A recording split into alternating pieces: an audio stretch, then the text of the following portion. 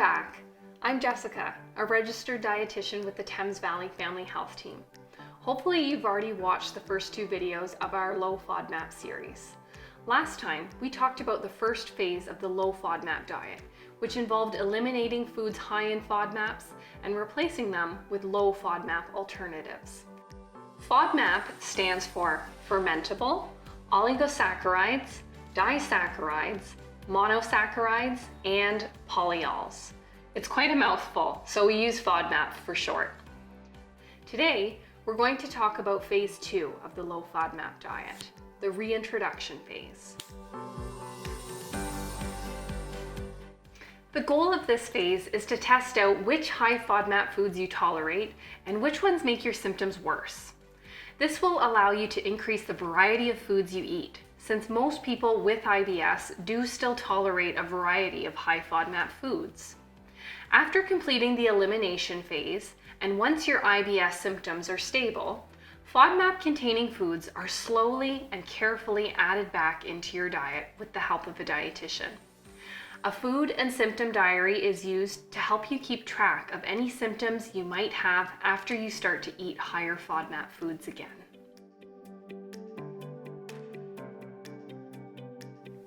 It's different from person to person, but usually the reintroduction phase can take up to 6 weeks to complete. During the reintroduction phase, you will still be eating low FODMAP foods most of the time, except for foods that you're adding back into your diet, one FODMAP group at a time. Some of your symptoms might come back when you start eating these foods again. To minimize this, these foods are added back little by little to see what your body can handle. Think of this as a tolerance test. For example, on day 1, you might eat a quarter of your normal portion size. On day 2, you might eat half of what you would normally eat. And on day 3, if you have not experienced any symptoms, you might try eating your usual portion of that food.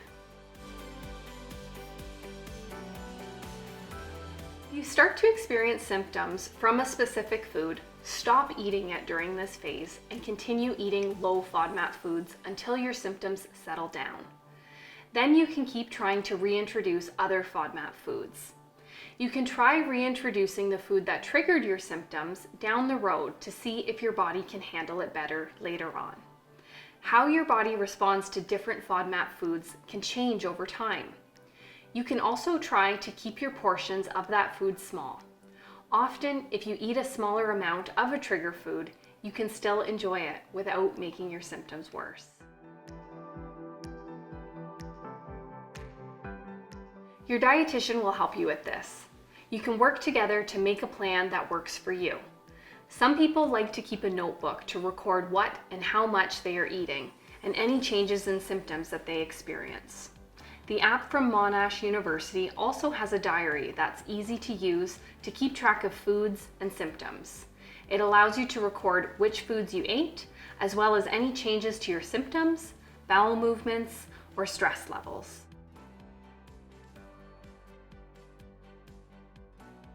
This probably means that your body can tolerate this food well and that you can add it back into your diet in the next phase.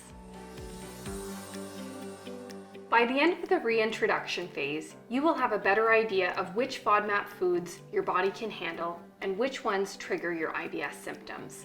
Now, you're ready to move on to the last phase of this diet, the maintenance phase. Thanks again for joining me today. Stay tuned for our 4th and final video of this series, the low FODMAP diet maintenance phase. Hope to see you soon.